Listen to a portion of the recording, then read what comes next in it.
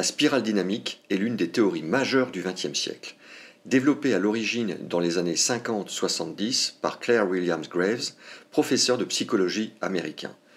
Ce modèle est validé statistiquement sur des milliers de cas et appliqué principalement dans le monde de la politique et dans celui des affaires. Elle nous permet de mieux nous comprendre, de maximiser le potentiel des autres et de clarifier le fonctionnement des entreprises et des institutions afin que nous puissions toujours rester en harmonie avec notre environnement.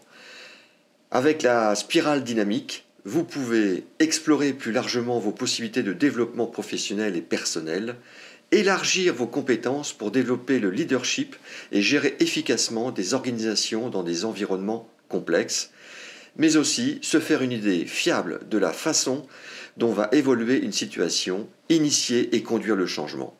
Vous pouvez aussi comprendre les mécanismes de l'évolution et des crises de structures commerciales, sociales et politiques. On voit tout ça tout de suite après le générique.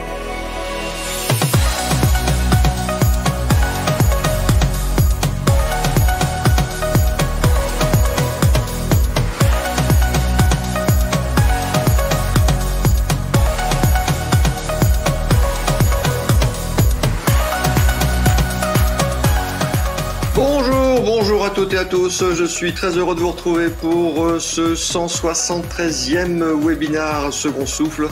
Nous sommes le 6 décembre 2024, c'est l'avant-dernier webinaire de cette année 2024, avant que le Papa Noël arrive. On se fait un petit rappel Ah oui, je voulais vous dire, je reviens de Bordeaux, je ne sais pas si quelqu'un m'a suivi sur les réseaux. Donc j'étais à une soirée de mécénat, voilà, il y a marqué « Je suis lauréat », donc j'étais en finale, j'étais sur scène devant 500 personnes. Voilà la scène, c'était au Palais de la Bourse, j'allais dire à Tokyo, non, au Palais de la Bourse à Bordeaux. Je peux vous dire que ça fout les chocottes devant 500 personnes. Pourtant, je suis habitué à Bercy, au Stade de France, mais là... Et donc, on était donc plus que 11 associations.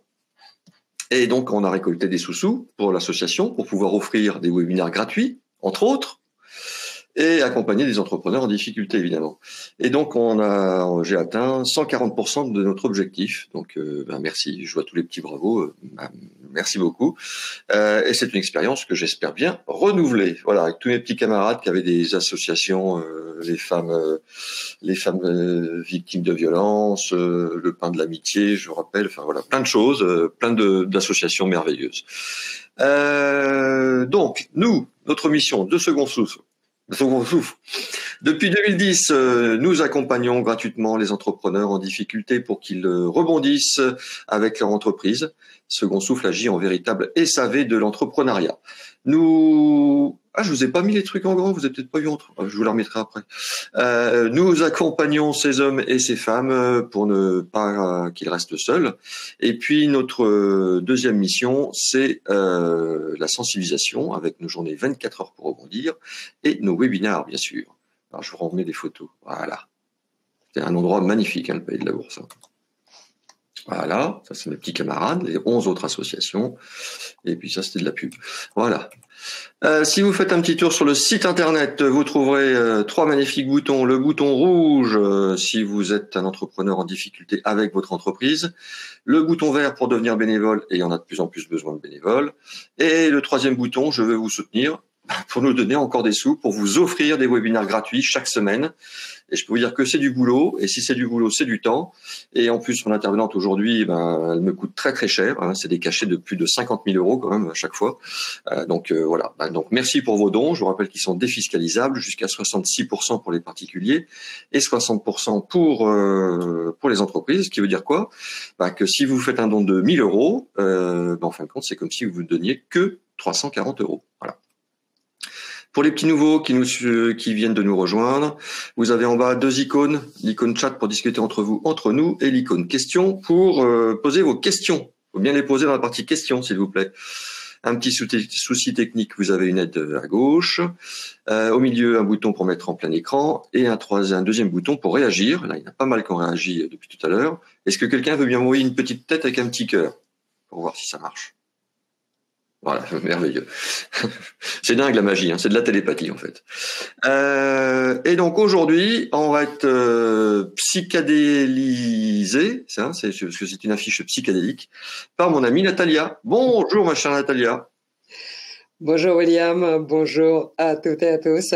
Merci William pour cette invitation et merci à toutes et à tous pour votre intérêt.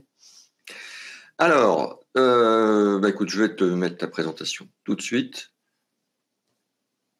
Super. Et c'est à toi. Super, merci. Je vais me présenter brièvement. Nathalie Deliès, coach des entrepreneurs et des organisations. Les 3 dernières années, j'ai fait surtout du business coaching, à 80% à peu près. Maintenant, j'ai envie de renverser la tendance, car je vois à quel point ce qu'on appelle le life coaching est nécessaire pour l'entrepreneur et le chef d'entreprise. Pour vivre pleinement, pour être heureux, pour rester en bonne santé. Même si on l'appelle coaching de vie, le coach ne vous apprend jamais la vie. Le but est de mieux se connaître, être conscient de son objectif, trouver la manière optimale de l'atteindre, comprendre ses forces, trouver la meilleure façon pour pallier ses faiblesses, bien comprendre son pourquoi. Tout cela est aussi important que bien structurer son entreprise ou avoir les meilleures démarches commerciales, etc. Attends, excuse-moi. Oui, ça, je demanderai à William de lancer le sondage parce que j'aimerais que vous vous présentiez également. Alors, je sais pas, alors j'ai que les initiales V et C, enfin VC plutôt. Alors, c'est pas WC, mais c'est VC. Il me dit qu'il n'y a plus de son. Alors, si vous m'entendez, ah ben non, il peut pas m'entendre. Alors, je veux dire VC. Fermez le navigateur et reconnectez-vous. Voilà. Et donc, on envoie le petit sondage pour savoir qui vous êtes. Oui. Alors, qui êtes-vous? C'est celui-ci. Et je vous l'envoie. C'est à vous. Alors, salarié, à la recherche d'emploi, indépendant, chef d'entreprise. Et si c'est vous cochez autre, rajoutez-nous dans le questionnaire. Dans le questionnaire, dans le sondage, dans le chat. Dans le chat, votre fonction. Et voilà. Alors, qu'est-ce qu'on a comme porteuse de projet? On a un salarié indépendant.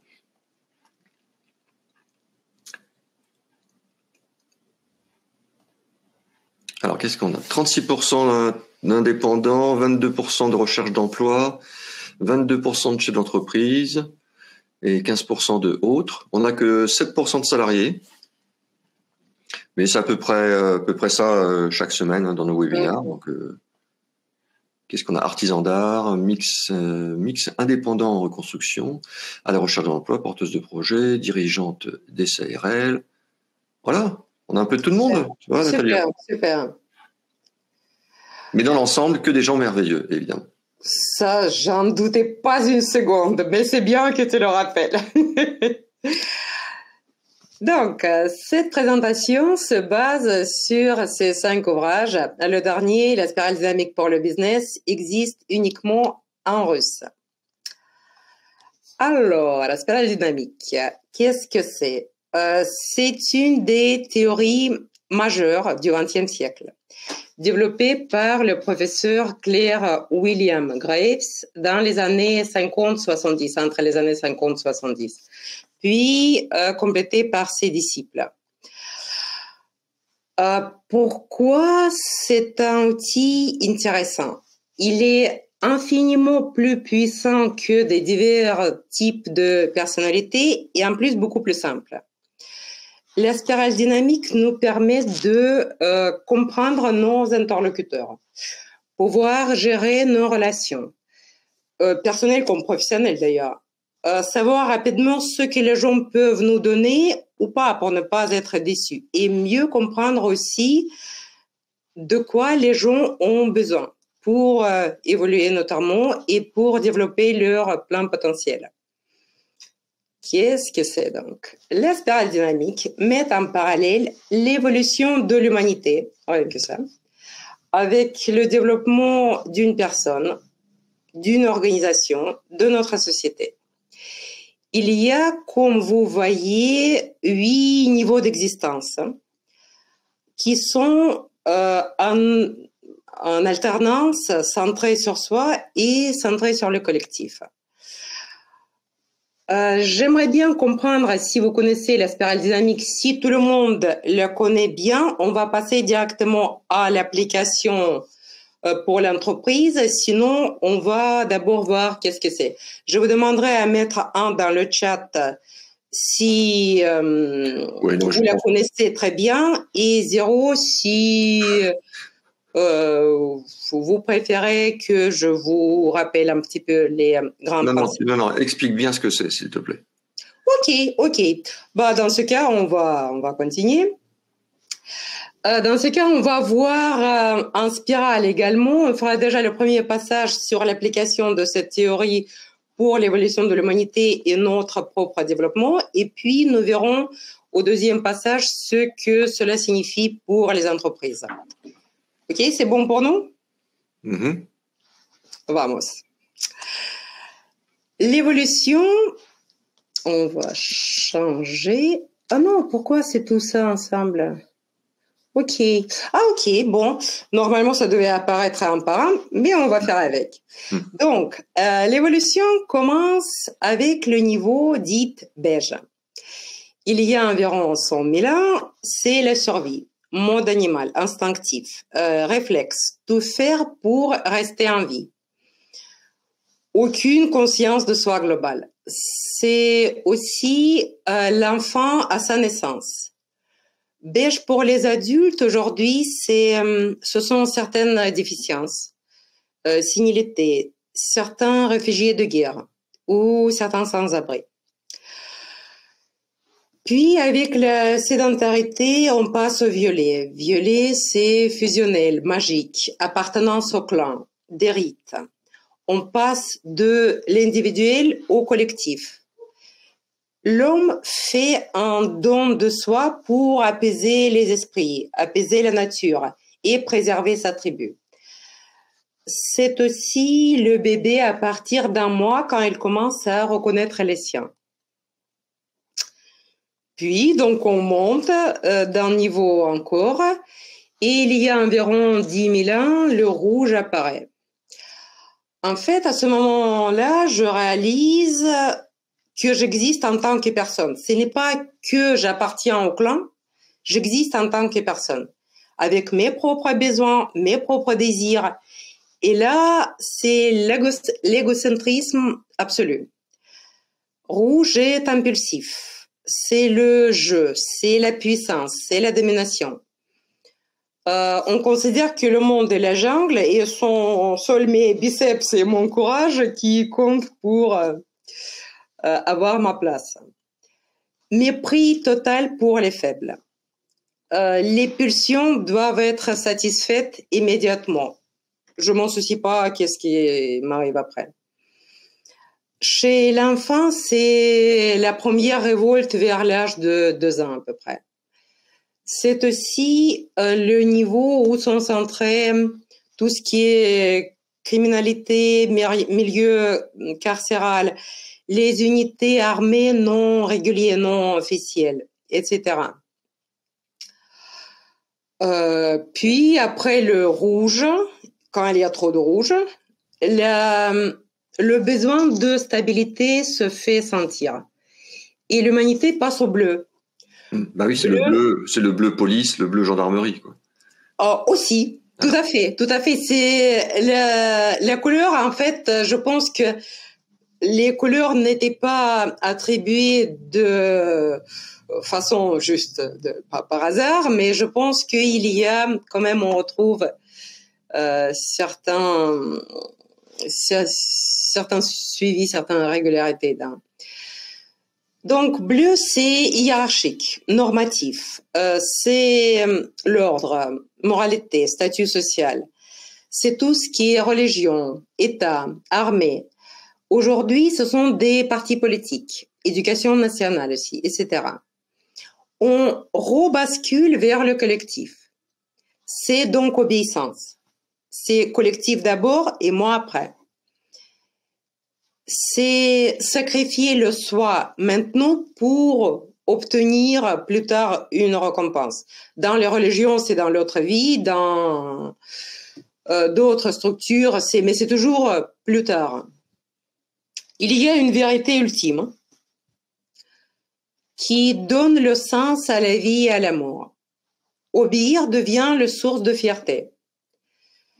C'est un peu Orwell 1984.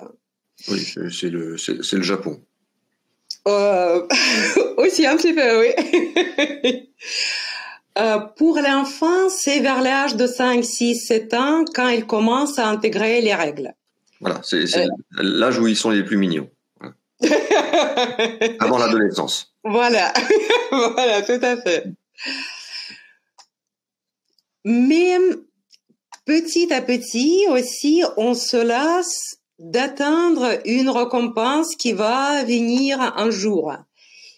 Et on se dit, on passe donc à l'orange et on se dit que peut-être le bonheur, c'est dans la richesse, dans les biens matériels. Vers les années 1960, l'orange devient notre niveau d'existence dominant. Et il reste toujours notre niveau d'existence dominant. Orange, c'est rationnel, individualiste. Agir dans son propre intérêt, jouer pour gagner. Tout se négocie. C'est vraiment le capitalisme pur. Les autres sont des concurrents. Et il est important d'être autonome et indépendant. Il est important de se réaliser, construire une carrière, etc. Pour une personne, Orange commence à s'installer souvent à partir de, justement, comme tu disais, William, crise d'adolescence. Parfois, c'est au début de la vie active. Pour pas mal de personnes, c'est plus tard ou jamais, parce qu'il y a beaucoup de gens qui ne culminent jamais à ce niveau et qui se stabilisent en bleu, voire en rouge. Mais encore, petit à petit, on suit l'évolution et on voit que on accumule des biens, mais ça ne nous apporte pas le bonheur. Et le vert commence à apparaître. Vert, c'est empathique, communautaire. On rebascule de nouveau vers le collectif. Vert, c'est pluraliste, c'est l'ouverture, harmonie, recherche de la paix intérieure. En fait, on voit qu'avec Orange, on surexploite la planète et ça provoque des catastrophes.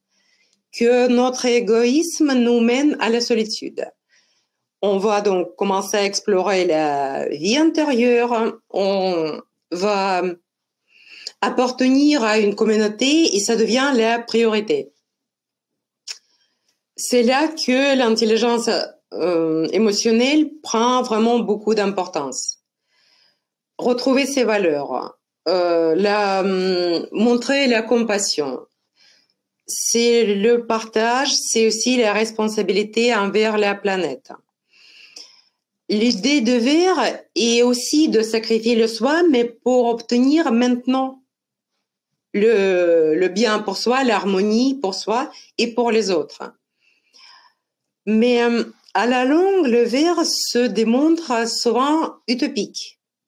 Et en fait, il ne parvient pas de résoudre les problèmes qui existent déjà. Les problèmes se cumulent.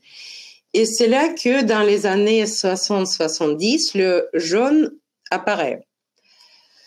Qu'est-ce que c'est le jaune? Jaune, c'est adaptatif, intégrateur, systémique. C'est la flexibilité, c'est l'interdépendance. Vivre pleinement. C'est être responsable. Comment? C'est la période hippie. Oui.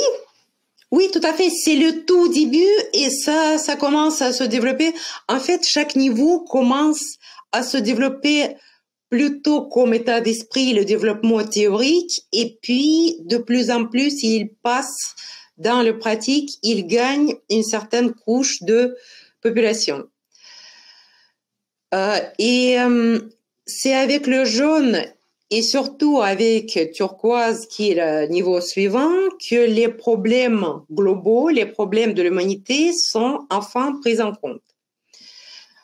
Turquoise, c'est le 8e niveau vu par Claire Graves et il commence à être visible à la fin du XXe siècle. Le turquoise, c'est holistique, c'est esprit global, connexion, l'unité de l'existence. C'est un peu les principes de yoga. C'est vraiment restaurer l'harmonie globale. Il y a une dimension spirituelle vraiment forte. Claire Graves a noté que lui-même, il a rencontré juste quelques personnes centrées à ce niveau. Mais aujourd'hui, on considère que c'est environ 0,1% de la population mondiale. Est-ce que jusqu'à ici, tout est clair? Dites-moi s'il y a des questions. Ou si on continue. Moi, j'ai tout compris. Ça a l'air clair. Ok, super. Donc, on continue. Tous les niveaux d'existence, on les rejette pas, on les dépasse pas, on les transcende sans les abolir. Donc, ils sont activables, ils peuvent être activés à tout moment. Si demain je me retrouve à la rue, on n'est jamais à l'abri de rien, je vais m'adapter pour survivre et je vais descendre en bas de spirale. Claire Graves a vraiment insisté qu'il n'y a pas d'un niveau qui est mieux que les autres. L'être humain s'adapte à son environnement. C'est notre première qualité. C'est comme ça que on a dépassé les dinosaures. Et c'est vraiment par le changement d'environnement qu'on va progresser, que nos valeurs vont progresser et que notre état d'esprit va progresser. Très bien. Tu as toujours un œil sur l'heure, hein, mais bien sûr. Ben justement, c'est l'heure du sondage. Alors ça, c'est pas un sondage, mais qu'en pensez-vous dans le chat? Oui, c'est pas un sondage, c'est une question. Je vous rappelle aussi que vous pouvez venir sur scène avec Natalia et moi, si vous voulez parler. Vous pouvez aussi, il suffit de me le dire dans le chat. Et je vous invite sur scène. Super. Alors, il y a Christian qui nous dit, dans la spirale, il n'y a pas de haut et de bas. On ne redescend pas, les niveaux ne sont pas une hiérarchie, mais une holarchie. Complètement. Donc, on ne peut faire que monter. Oui, mais on va mettre en avant, on va activer un niveau ou un autre. On est toujours centré sur un niveau. Ah, Coquelicot est là. Bonjour Tanagra. Alors Tanagra nous dit, on passe d'un état à un autre, tout dépend des situations. Juana nous dit, une interprétation très intéressante de l'évolution de l'homme et de l'humanité. Ah oui. Ok, super. Donc, si ça va bien, on va passer maintenant pour voir ce que tout cela signifie pour l'entreprise. Pour l'entreprise, il y a toujours deux aspects différents. Le premier concerne la structure de l'organisation et le deuxième, les personnes. Pour les entreprises, ça peut être les salariés, mais pour l'entrepreneur individuel, par exemple, ça peut être nos fournisseurs, nos clients, etc. Toutes les personnes avec qui nous avons des interactions. Ah oui, et je vais pas lire les slides.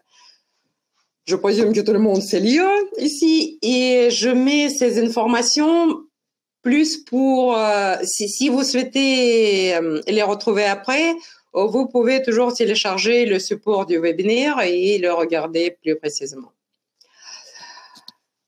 Donc, le niveau beige, c'est notre entreprise individuelle. Toutes les entreprises en phase de démarrage ou de changement radical passe par ce niveau. Le niveau beige est caractérisé par un manque de structure, de communication, de sécurité, de moyens. Tout est mis en œuvre pour obtenir un revenu qui permettra de couvrir les dépenses.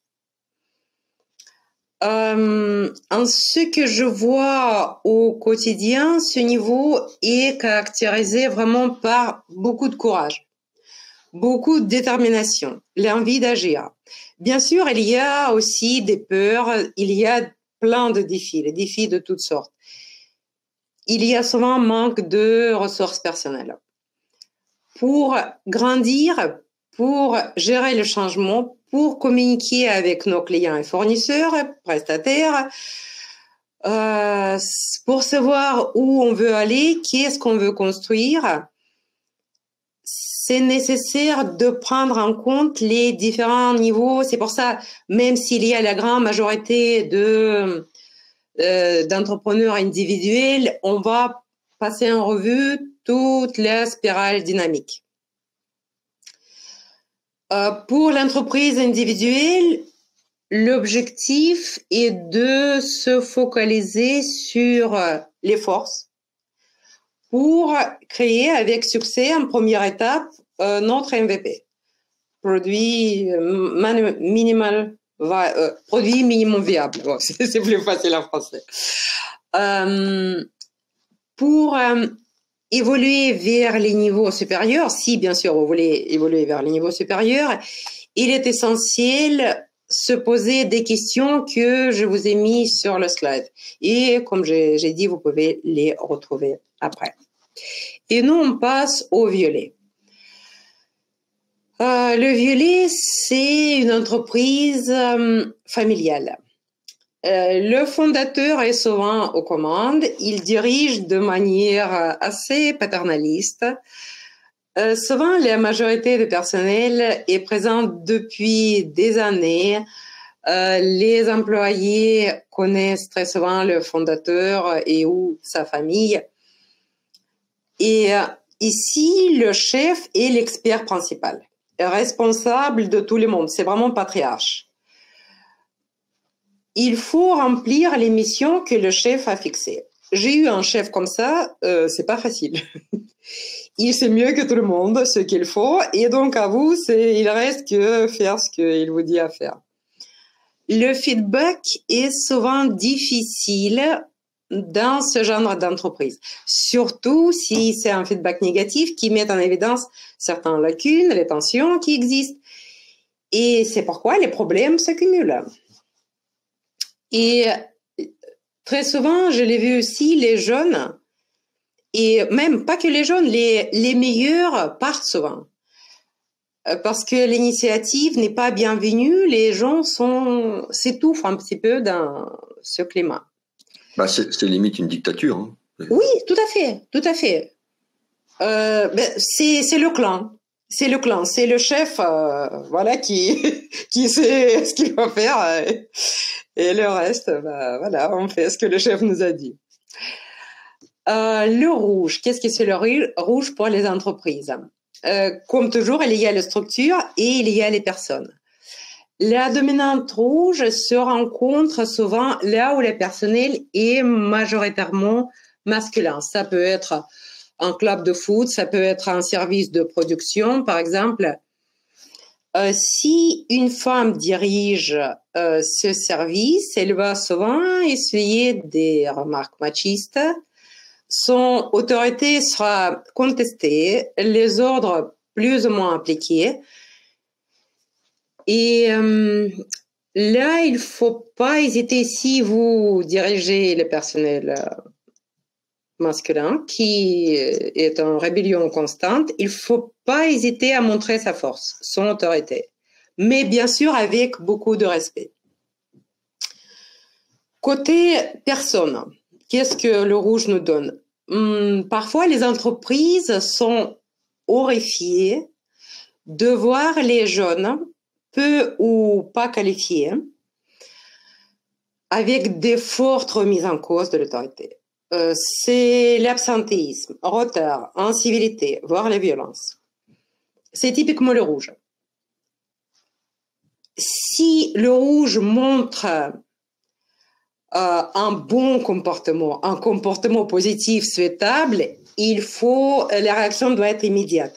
Il faut tout de suite l'encourager de continuer dans ce comportement. Le feedback négatif s'avère compliqué parce qu'il peut déclencher le lutte de pouvoir. On peut à la limite agir sur la honte parce que pour le rouge, qui a son sentiment d'honneur très développé, la honte, c'est vraiment le sentiment qui peut le faire rentrer un petit peu dans le comportement correct. Donc, avec le rouge, montrer qu'on est fort, qu'on le respecte et que ce qu'on lui propose va dans son intérêt personnel. Il ne faut pas oublier, le rouge, c'est individualiste. Autre chose, un salarié ou un stagiaire rouge a des difficultés d'apprendre par des instructions écrites. Donc, il aura besoin d'un mentor qui lui explique tout. Voilà ce qui est pour le rouge. Maintenant, le bleu. Le bleu est autoritaire. C'est l'armée, administration, éducation nationale, etc. Les négociations sur le titre, salaire, stage, etc. ne sont pas bien vues.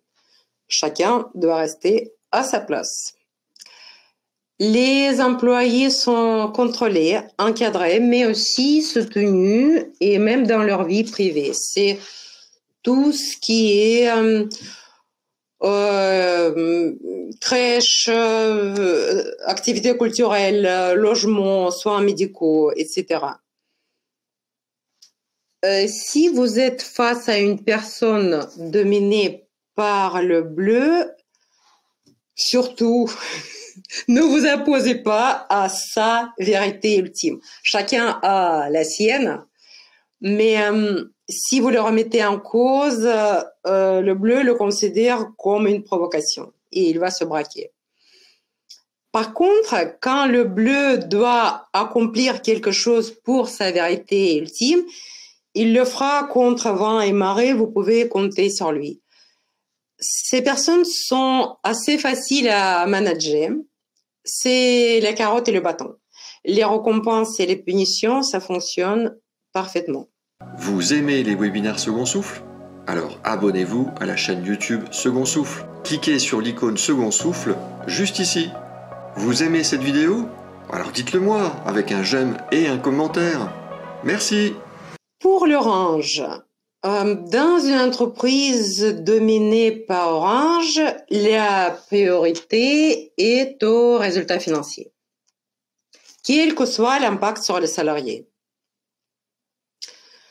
D'ailleurs, l'entreprise Orange a pris son nom après le coaching avec l'Espérance Dynamique, c'était la France Télécom, et donc ils ont décidé que c'est le niveau sur lequel ils étaient plus sur le niveau bleu, ils se sont fixés l'orange comme le niveau qu'ils veulent atteindre. On a vu les suicides collectifs et tout ça après, donc c'est voilà. On recherche les performances individuelles.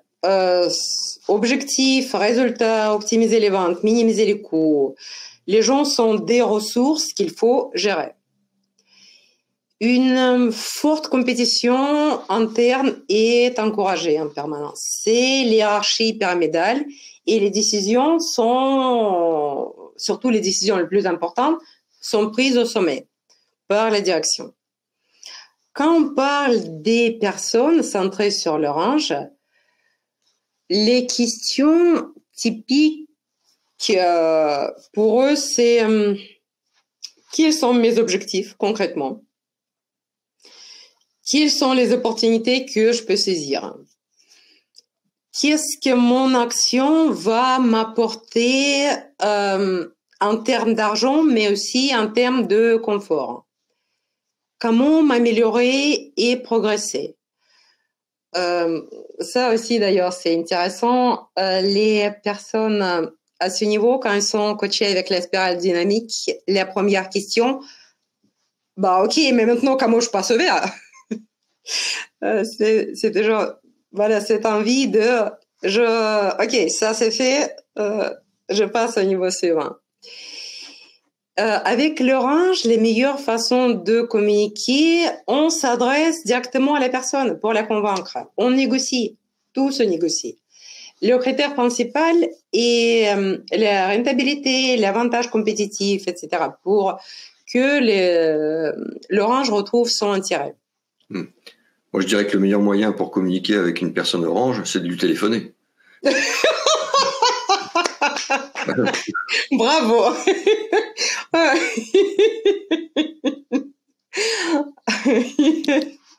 Et qu'est-ce qu'on fait avec le vert? Ça, c'est les petits hommes verts. Ouais. Ok.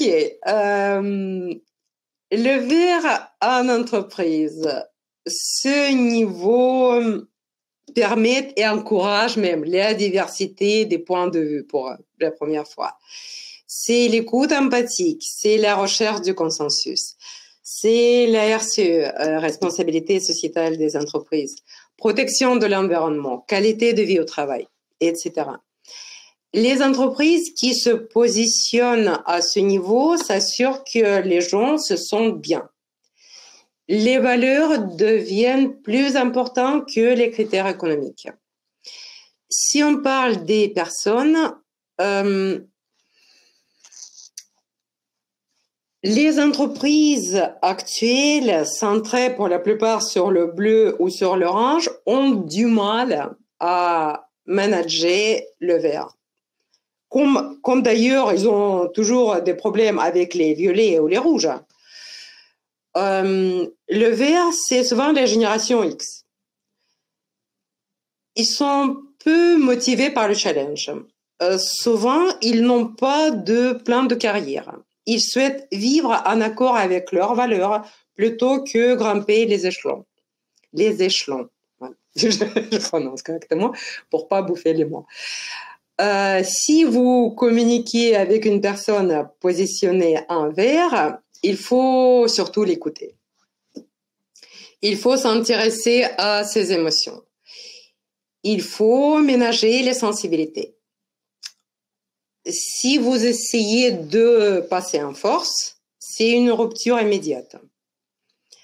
Mais le vert a ses limites aussi. Si on veut atteindre le consensus, les discussions peuvent être sans fin. L'expression des émotions, la recherche de consensus peut prendre un temps excessif et donc le coût est démesuré. L'entreprise verte peut devenir peu rentable. Et c'est là qui nous fait passer au jaune.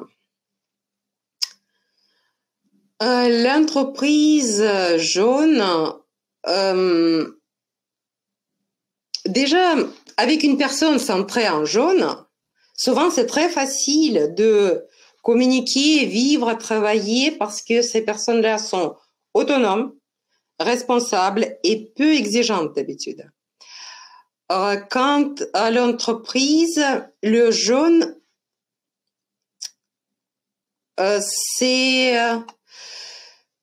il respecte ses propres principes. Il y a beaucoup de respect de ses propres principes.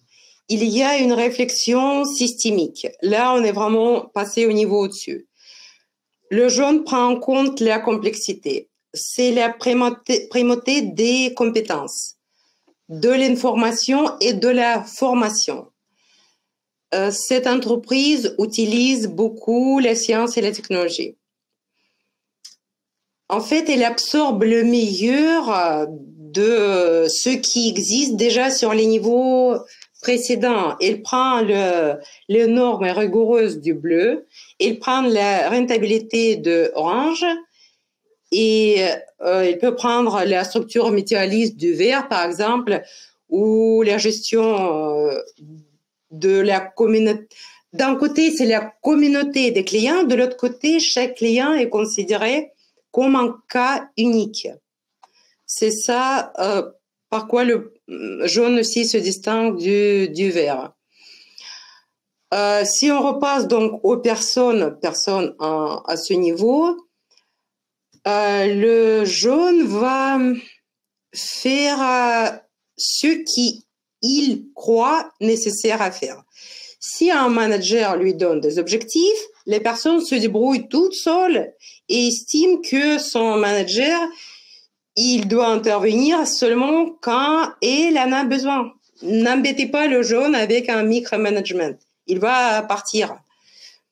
La loyauté à ce niveau, c'est pas son truc, ça n'existe pas. C'est un enfant du monde. Si nécessaire, il va essayer de modifier l'entreprise, mais s'il n'arrive pas, il part. C'est tout. Donc, l'étape suivante, voilà. Je crois que c'est ma précédente. C'est pas ce que je t'ai envoyé la dernière fois, non, aussi? Ça veut dire que je t'ai envoyé la vieille présentation. Je voulais la changer un petit peu. Mais bon, on va faire avec. Donc, non, on va faire ça. Le turquoise, le niveau turquoise. Turquoise est la continuation de jaune et l'avenir des entreprises. Les rares entreprises qui se positionnent sur ce niveau considèrent les salariés non pas comme les ressources humaines, mais comme les vraies personnes créatives, réfléchies, qui savent prendre les décisions, même si ces décisions sont importantes, qui sont dignes de confiance. Le premier principe de ces entreprises est l'autogestion. Les salariés choisissent leurs propres responsabilités. Ils peuvent les échanger, ils peuvent les rejeter si ils veulent plus avoir ces responsabilités-là. Le pouvoir est distribué. Les décisions ne sont pas descendues du sommet, mais prises dès que besoin par les gens qui ont besoin de prendre des décisions. Les innovations peuvent venir de partout. Les réunions sont organisées dès que les gens en ont besoin de se concerter. Les groupes de travail vont être créés et puis dissous quand ils n'ont plus besoin. J'ai appris récemment qu'en France, dans l'éducation nationale, pour 750 000 des enseignants, il y a 350 000 de gestionnaires. Donc, c'est presque la moitié. Ah bah voilà. Ça, c'est... Super. Merci beaucoup, William. Donc, ça, c'est plus facile parce que justement, je m'en souvenais plus déjà des autres, les noms des autres entreprises que je voulais donner. C'est super bien. Merci beaucoup. Donc, dans le Budzorg, les gestionnaires, c'est 0,4% des effectifs. Chez AES, qui construit et gère les centrales d'énergie, donc des grosses responsabilités. Les gestionnaires, c'est 0,25%. D'où, bien sûr, la rentabilité supérieure. C'est vraiment la règle 80-20. Chaque employé consacre 80% de son temps à effectuer les tâches qui lui incombent. Et les 20% restants, il peut aider son camarade, il peut faire une formation, il peut, en fonction de sa charge de travail, il peut apprendre l'autre métier. Bref, c'est lui qui décide à quoi consacrer ces 20% qui lui restent. Et même ces 80%, ça peut évoluer très fortement. Mais bien sûr, la liberté s'accompagne de la responsabilité. Il n'est plus possible de juste faire remonter le problème. La responsabilité devient universelle. On voit le problème, on agit, on va les résoudre, on va essayer de les résoudre. Et ça, pareil, on va pas les résoudre tout seul. On va demander qui est l'expert pour ce genre de problème.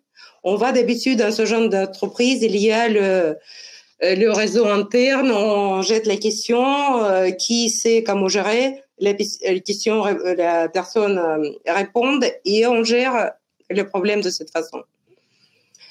Le principe d'intégrité. Il existe beaucoup de journées de valeur dans ce type d'entreprise. Les espaces de réflexion, le coaching personnalisé est très en vogue dans ces entreprises pour justement répondre aux questions qu'est-ce que nous voulons vraiment faire. Ça, c'est justement, on vient au 4e principe. L'objectif peut être évolutif. Qu'est-ce que nous pouvons offrir au monde? Quels sont nos talents, nos dons particuliers? Ça, c'est Ikigai pour ceux qui le connaissent. Qu'est-ce qui nous empêche d'aller en avant? Qu'est-ce qui, au contraire, peut nous aider à prendre notre véritable dimension, notre place? Et le faire avec encore plus de courage, de l'audace. C'est aussi la théorie U, encore une fois, pour ceux qui la connaissent. Comment permettre à la vie de se réaliser à travers nous? Là, encore une fois, on atteint des dimensions spirituelles très fortes. Et je trouve que c'est magnifique. J'adore cette approche coaching. Voilà. Et là, par contre, j'ai perdu la flèche, je crois, William. Oui, il n'y a que moi qui peux tourner les pages. Voilà, si tu peux. Voilà, super. T'as vu l'heure qu'il est, Nathalie? Oui, très bien. On va pas parler de tout ça. Là, on va parler juste de notre entreprise individuelle et le reste, je vous laisserai à réfléchir tout seul. Pour l'entreprise individuelle, c'est vraiment ces questions, donc c'est le niveau beige, ces questions, c'est vraiment la pleine conscience de l'entrepreneur. À quoi est-ce que je joue en ce moment? C'est quoi mon jeu? Quel est mon rôle dans ce jeu? Quelles sont les règles du jeu? Quel est mon talent? Ai-je toujours le plaisir à jouer? Ai-je vraiment envie de continuer? Ces réponses nous permettent vraiment de ne pas nous tromper de chemin. Et c'est vraiment très important. Donc, on peut passer. Voilà. Ça, je vous l'ai mis juste pour voir la comparaison des mode opératoire entre les entreprises turquoises par rapport aux entreprises classiques. Ça paraît, vous pouvez le regarder après si ça vous intéresse. Et on passe. Attends, je voulais juste te mettre un petit peu de... Ah, c'est pas grave, je le ferai après. Alors, la suivante. Voilà.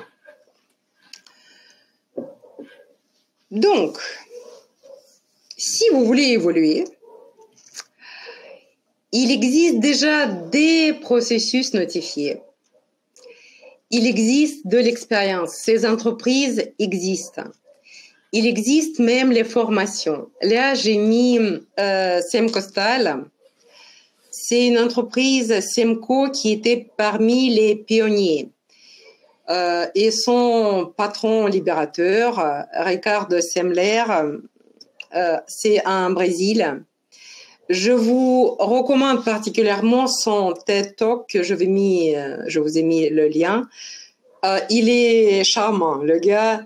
Il est presque aussi charmant que notre William National, qui peut passer sur l'autre slide. Et bah voilà, on est venu à la fin. Dites-moi en quoi ce webinaire vous a été utile, si bien sûr il vous a été utile. Vous pouvez dire que ça vous sert à rien, ou vous pouvez dire à quoi ça peut vous servir. Juste en quelques mots, 2-3 mots, je demande pas plus. Moi, j'aimerais savoir est-ce que vous vous êtes reconnu dans la couleur qui vous correspond?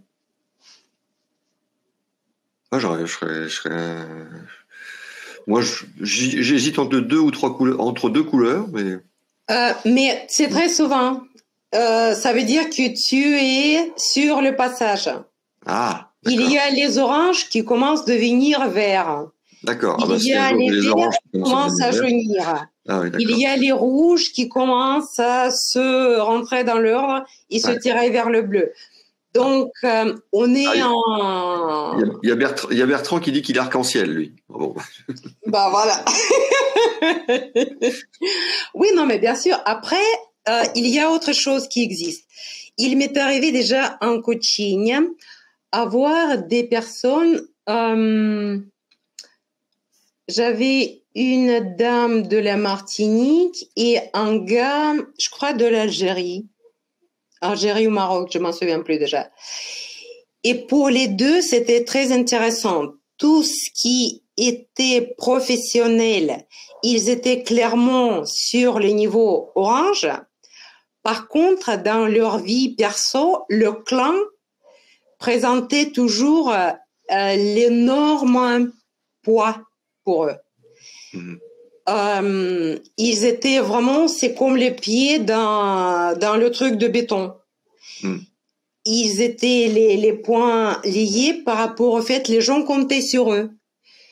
Et ils se sentaient devoir aider leur famille qui comptait sur eux. Donc, c'est effectivement, on peut avoir plusieurs couleurs.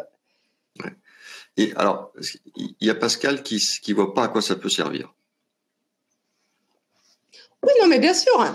Après, il y a toujours ceux qui vont trouver les applications et d'autres pas du tout. Dans le coaching, c'est un peu ça. Hein. Soit on est sensible au coaching, soit on l'est pas. Voilà. Alors, il y a une remarque de Christian que j'aime bien. Alors, Christian, il dit « Le matin, au réveil, je suis plutôt beige. Au petit déjeuner, je suis plutôt violet avec toute la tribu. Sur la rocade, dans les embouteillages, je suis plutôt rouge. Et en arrivant au taf, je suis bleu.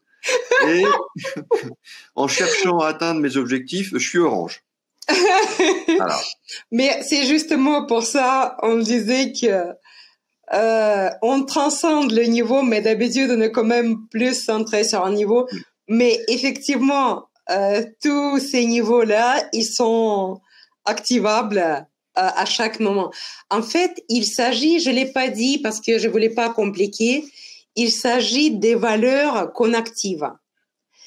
Et c'est par rapport aux valeurs qu'on active qui vont être mises en avant qu'on va réagir à la situation qui se présente. Effectivement, si on sent agressé, on va sortir ce côté rouge.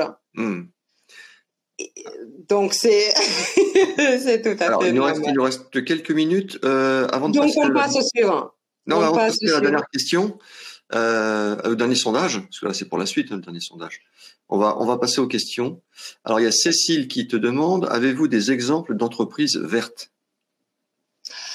Il y a Ambiance Bois dans le sud qui est une SAPO. C'est une ouvrière, elle est tenue par les salariés. Je n'ai pas regardé, je m'en souviens. C'est une coopérative, une SCOP? Je crois que c'est SAPO, je crois. Je m'en souviens plus. Ambiance Bois, bref, regardez. Il y a dans le nord Favie, qui est, je crois, entre le vert et le jaune, qui est dans les pièces automobiles. Pareil, ça s'est commencé avec un patron libérateur et il tire maintenant plus vers le jaune que vers le vert. Il n'y a pas de grosses entreprises qu'on connaît tous, non? Les grosses, ils sont, l'administration, c'est le bleu, le niveau dominant. Les grosses, les CAC 40, c'est vraiment, ils sont encore centrés sur l'orange. Il y a des... Mais en vert, non, t'as pas d'idée de grosses boîtes Des grosses, non. Non, bah justement, non, désolé.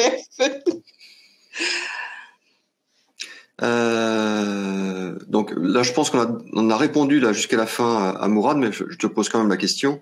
Mourad nous dit, les niveaux de la spirale dynamique sont des postures qui peuvent changer avec le temps et les situations, et non pas une identité de l'individu, du manager ou de l'entreprise. Hein, on est bien d'accord. Bien sûr, tout à fait, tout à fait. Mais disons, la posture dominante, il va quand même déterminer beaucoup la façon dont on communique, comment on réagit, et quand on voit les personnes en face, quand on peut, au moment, ici et maintenant, dire comment il réagit, s'il réagit sur le rouge, justement dans le transport, comment je vais m'adapter. Si il est en bleu, je sais comment je vais lui répondre. Et donc, ça permet vraiment d'organiser la communication avec tout le monde. Et c'est en fait la particularité du jaune. Jaune, il navigue tout au long de la spirale et il sait, c'est pour ça, c'est un peu l'homme invisible. Lui, il va s'adapter à chaque niveau. Et pour chaque personne, il va trouver la façon exacte de communiquer. Et c'est assez intéressant. Ouais, il y a encore beaucoup de questions, puis il nous reste peu de temps. Une question de Anne. En quoi le niveau turquoise est un niveau supérieur au jaune? C'est parce qu'on prend vraiment la conscience de globalité. Je suis connectée au monde entier. Le jaune, il est encore individualiste. Le turquoise, je prends en compte, je suis responsable de tout ce qui se passe, de tout, je suis connectée à l'univers. C'est pour ça que je disais que la spiritualité est très forte. Et le turquoise, en quoi il est sur le niveau global, on a parlé à chaque niveau de sacrifice. Et au niveau turquoise, la personne, elle peut sacrifier et le soi et quelques autres pour l'harmonie globale.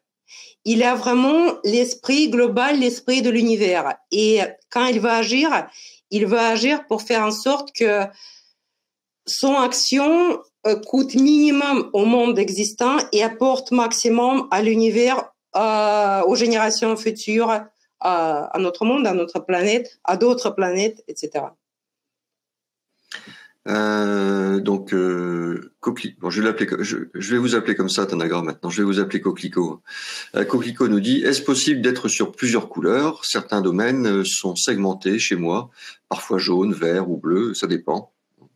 Oui, bien sûr, c'est ce qu'on a dit. C'est ce qu'on a dit avant. C'est l'exemple que j'ai donné parfois au niveau professionnel et personnel. On peut agir sur les niveaux différents.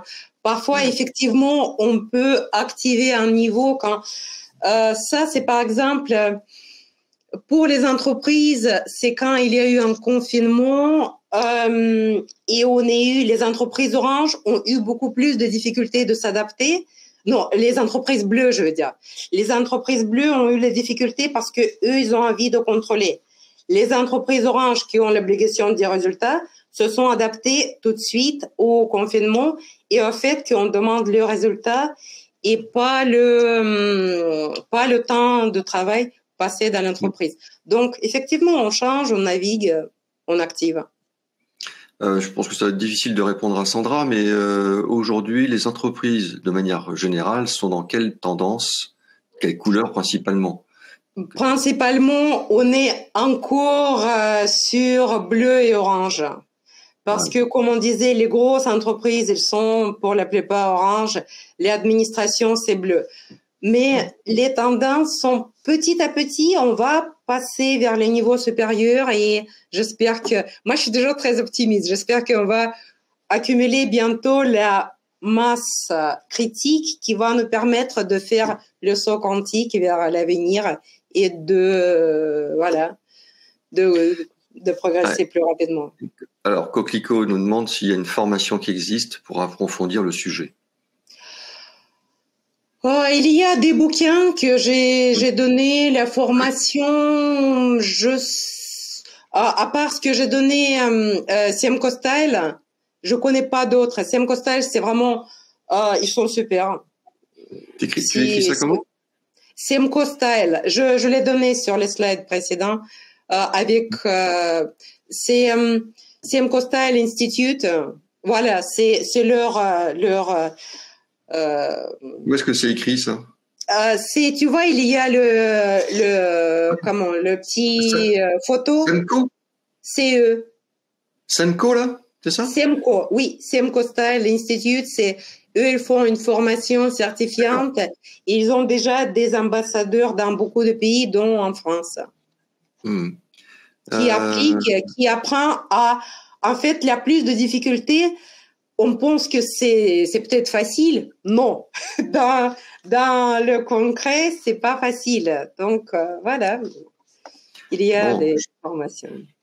Alors, qu'est-ce que vous souhaitez par la suite? Donc, voilà, ça, c'est ce que je vous propose à voter.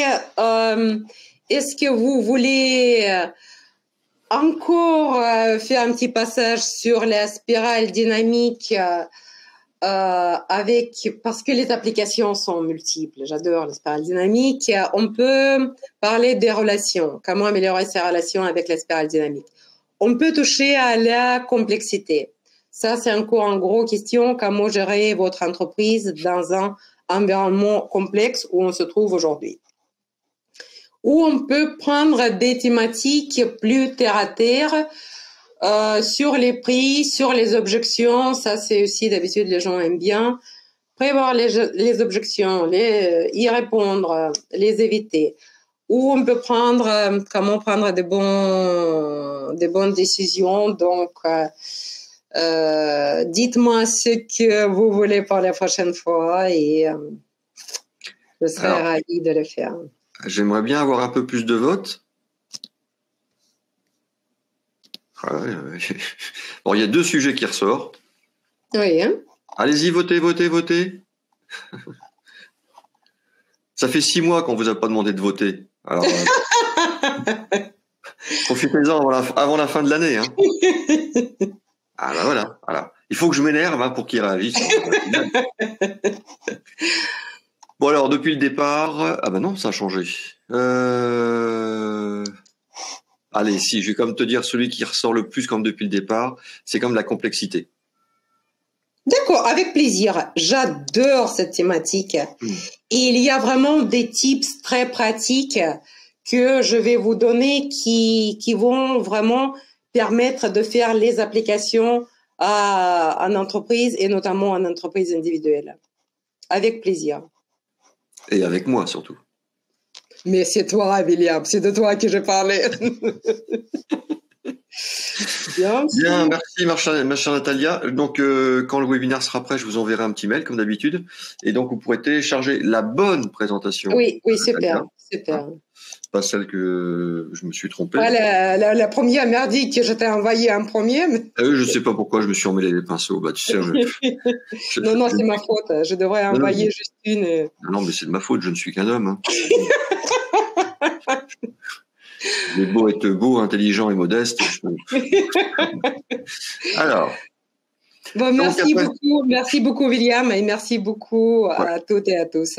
Alors, je vous annonce la semaine prochaine, c'est le dernier webinaire de la saison l'année 2024. Les 5 erreurs à éviter, avec déjà une nouvelle intervenante qui viendra. Elle s'appelle Émilie. Et les 5 erreurs à éviter quand on monte sa boîte, ou même quand on l'a déjà montée, si on peut encore en éviter quelques-unes. C'est bien pratique de les connaître pour les éviter, parce que sinon vous allez vous retrouver avec la même tête que les gens que vous voyez Voilà, hein, en se demandant mais pourquoi j'y avais pas pensé avant, pourquoi est-ce que personne me l'a dit. Bon, bah écoutez, on en sera là pour ça. Donc c'est la semaine prochaine, vendredi. Alors c'est ça, encore un vendredi 13 décembre. J'ai l'impression qu'il y en a eu beaucoup cette année des vendredis 13 décembre. Mais pour l'instant, tout s'est bien passé. Hein, donc on verra ça donc la semaine prochaine. Merci encore, ma chère Natalia.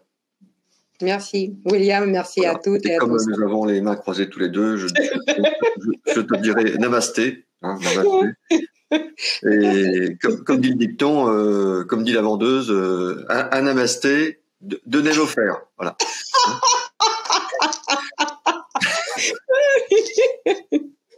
Voilà, je vous souhaite un excellent week-end ensoleillé et on se retrouve vendredi prochain. Bye bye. Merci, ciao.